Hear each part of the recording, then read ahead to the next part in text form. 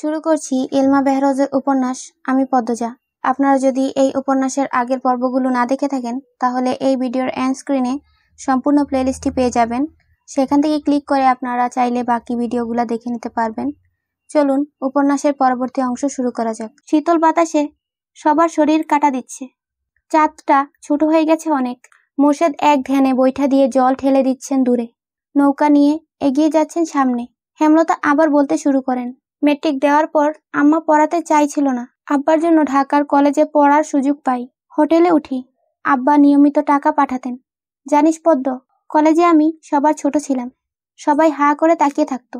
শাড়ি পরতাম বলে একটু বড় লাগতো অবশ্য। সবসময় সুতি কাপড় পরে বেনি বেঁধে রাখতাম। কারো সাথে মিশতাম না, ভয় পেতাম খুব। ভীষণ ভীতু ছিলাম।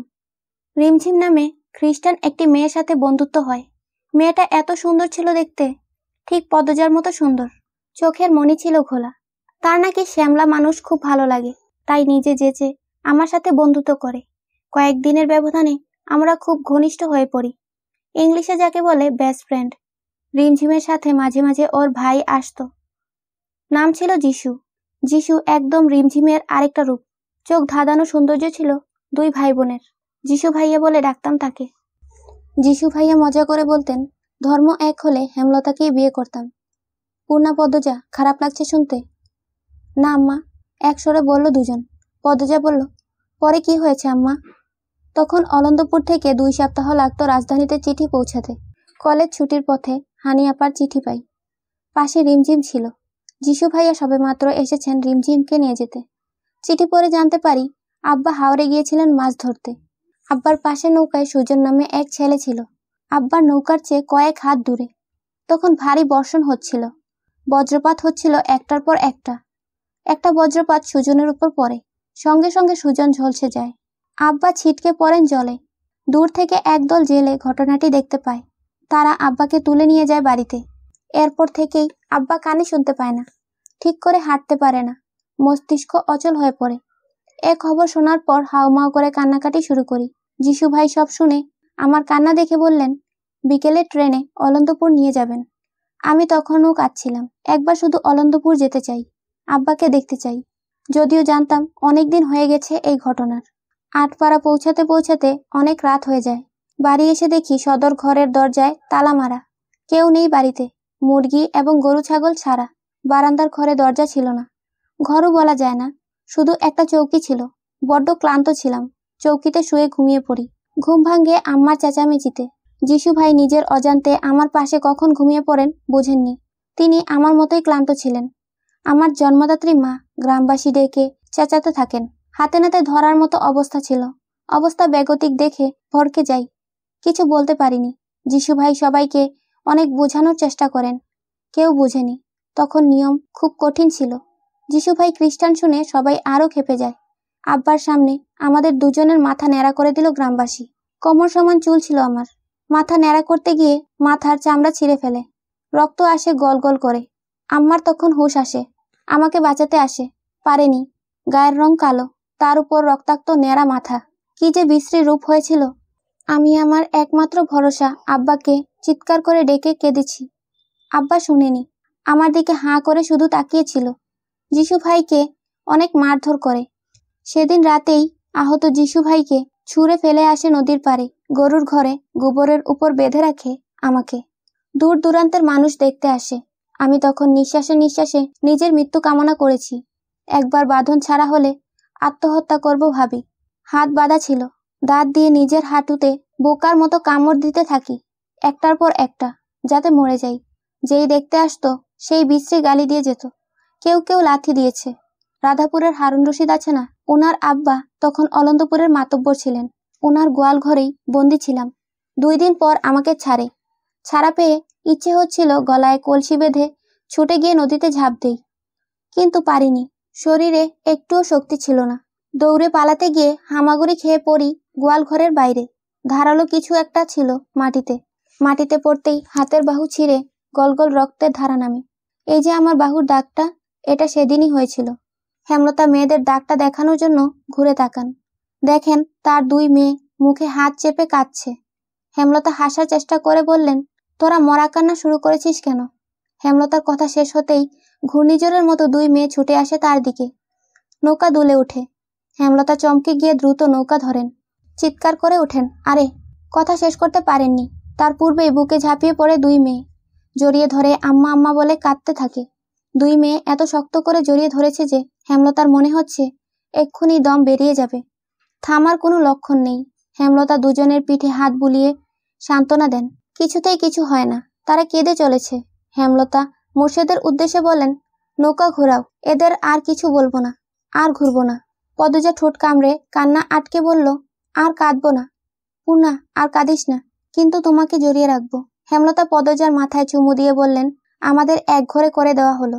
বাজারে ভেষজ উপায়ে আব্বার চিকিৎসা চলছিল, সেটাও বন্ধ হয়ে গেল। কেউ আমার পরিবারের মুখও দেখতে চায় না, দেখলেই এটা ওটা ছুঁড়ে দিত। বলা হয়নি, সেদিন রাতে আব্বা আম্মা হানিফ মামার বাড়ি ছিল। মামার বাড়ির পাশের বাড়িতে ডাক্তার ছিলেন একজন, আব্বাকে দেখাতে গিয়েছিল। হানি আপার বিয়ে দেওয়ার জন্য আম্মা উঠে পড়ে লাগে। তখন হিমেল আম্মার পেটে। 7 মাস চলে। আমার উপর আম্মার মার প্রতিদিন চলতেই থাকে। আমার জন্য পরিবারের এত ক্ষতি হলো। হানিফ স্কুলে যেতে পারে না, সবাই দূর দূর করে। হানি আপার বিয়ে হয় না, আব্বার চিকিৎসা হয় না, বিপদ আপদে কেউ পাশে আসে না। ওদিকে হিমেল আসার সময় ঘনিয়ে আসে, কোনো দাত্রী আসেনি। আম্মা একা যুদ্ধ করে হিমেলকে জন্ম দিল। সব মিলিয়ে জীবনটা নরক হয়ে ওঠে আমার। বছর 2-1-এর মধ্যে আব্বা কিছুটা সুস্থ হয় আল্লাহর রহমতে, হাঁটাচলা করতে পারেন। আগের মতো সবকিছু না বুঝলেও মোটামুটি বুঝতেন। হানি আপার বিয়ে ঠিক হলো। বনেদি ঘর থেকে প্রস্তাব আসে, শর্ত 5 বিঘা জমি দিতে হবে। আমাদের জমি ছিল 5.5 বিঘা। আম্মা 5 বিঘা জমি দিয়ে হানি আপার বিয়ে দিলেন। সবকিছু স্বাভাবিক হয়, যদিও মাঝে মাঝে অনেকে কথা শুনিয়েছে। এক সময় আমার বিয়ের প্রস্তাব আসে, তোদের আব্বার সাথে আমার বিয়ে হয়।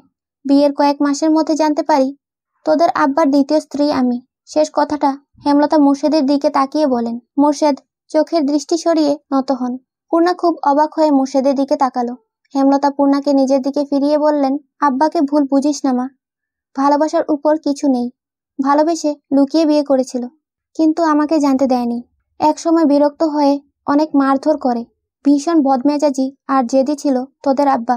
জোর করে তোদের দাদা বিয়ে করিয়েছিলেন, তাই রাগটা মেটাতো আমার উপর। আচ্ছা বাদ সেসব কথা। 1971 সালে মুক্তিযুদ্ধ শুরু হয়। যান বাঁচানোর তাগিদে মানুষ পালাতে থাকে। অলন্দপুরে পাকিস্তানি ক্যাম্প তৈরি হয়। শহর থেকে একটা দল আসে, যারা যুদ্ধ করতে চায় তাদের যুদ্ধের জন্য প্রস্তুত করতে। তোদের আব্বা তার প্রথম স্ত্রীর কাছে বেশি থাকতো, আর তোর 2 চাচা যুদ্ধে চলে যায়। আমি একা ছিলাম খালি বাড়িতে, চারিদিকে অত্যাচার জুলুম। ইচ্ছে করে দেশের জন্য কিছু করতে। মনে সাহস নিয়ে স্কুলের প্রধান শিক্ষকের সাথে যোগাযোগ করি। তিনি কমান্ডার আবুল কালামের সাথে যোগাযোগ করিয়ে দেন। প্রধান শিক্ষক গোপনে গ্রামের যুবক যুবতীদের অনুপ্রেরণা দিতেন যুদ্ধের জন্য। এ খবর একসময় পাকিস্তানিরা পেয়ে গেল। তিনি শহীদ হলেন। ট্রেনিংয়ে জয়েন করি, হয়ে উঠি একজন মুক্তিযোদ্ধা। প্রথম অপারেশনে আমরা সফল হই, অলন্দপুরের ক্যাম্প উড়িয়ে দেই। এরপর চলে যাই আরেক এলাকায়। হাতে রাইফেল নিয়ে পরবর্তী অপারেশনে নামি। তখন ধরা পড়ে যাই পাকিস্তানিদের হাতে, বন্দী করে কারাগারে। স্বচক্ষে দেখি ধর্ষণ, শারীরিক অত্যাচার, কি বর্বরতা তাদের। রড দিয়ে পিটিয়েছে, পিঠের দাগগুলো এখনো আছে। আরো কয়েকদিন থাকলে হয়তো আমিও ধর্ষণ হতাম। তার আগেই আবুল কালামের বুদ্ধির কাছে হেরে গেল তারা। ফেরার আগে চোখ বন্ধ করে এক নিঃশ্বাসে দুজনকে ছুরি দিয়ে মৃত্যুর দুয়ারে পাঠিয়ে আসি। দেশ স্বাধীন হয়, চারিদিকে স্বাধীনতার উল্লাস। হাসপাতালে তখন ভর্তি আমি, আরও অনেকে ছিল। সেই হাসপাতালেই ভর্তি ছিল যিশু, সেও একজন মুক্তিযোদ্ধা। রিমঝিমের সাথে ফের দেখা হলো। 1 মাস লাগলো সুস্থ হতে। ফেরার সময় সাথে আসে রিমঝিম আর যিশু ভাইয়া। পথে বারবার করে বলি, তোমাদের মতো দেখতে যেন আমার একটা মেয়ে হয়। অলন্দপুরের বাজারে নামিয়ে দিয়ে ওরা আর আসেনি, ফের যদি গ্রামের লোক দেখে ফেলে। কিন্তু আশঙ্কাই ঠিক হলো, অনেকে যিশু ভাইয়ের সাথে আমাকে দেখে ফেলে। বাড়িতে ফিরে তোর আব্বাকে দেখি। 3 মাস পর জানতে পারি আমার পদ্ম আমার পেটে। মনে প্রাণে একটা সুন্দর মেয়ে চাইতে থাকি আল্লাহর কাছে। ঘুমালে স্বপ্নে দেখি রিমঝিমকে। আমার মন খুব চাইতো রিমঝিমের মতো সুন্দর মেয়ে। ঠিক তাই হলো, কিন্তু বদনাম রটে গেল। অনেকে বলে তারা যিশুর সাথে আমাকে দেখেছে। এতদিন যিশুর কাছে ছিলাম, তারই সন্তান পদ্মজা, এজন্যই এত সুন্দর আর এত মিল। তোদের আব্বাও বিশ্বাস করলো আল্লাহ চাইলে সব পারে। কেউ বিশ্বাস করলো না। কিন্তু জানিস পদ্ম, তুই জন্মের পর থেকেই আমি অলৌকিকভাবে খুব শক্ত আর কঠিন হয়ে পড়ি। কেউ কিছু বললে সঙ্গে সঙ্গে জবাব দেই। তোর সম্পর্কে কেউ কিছু বলতে আসলে দা নিয়ে তেড়ে যাই। এ খবর ছড়িয়ে পড়ে সব জায়গায়। তার মধ্যে কমান্ডার আবুল কালাম আসেন অলন্দপুরে। গ্রামের অনেকেই যুদ্ধে গিয়েছিল, আমি ছাড়া। আর একজন ফিরেছিল, বদরউদ্দিন নামে। বদরউদ্দিন এবং আবুল কালামের কাছ থেকে গ্রামবাসী জানতে পারে আমিও যুদ্ধ করেছি।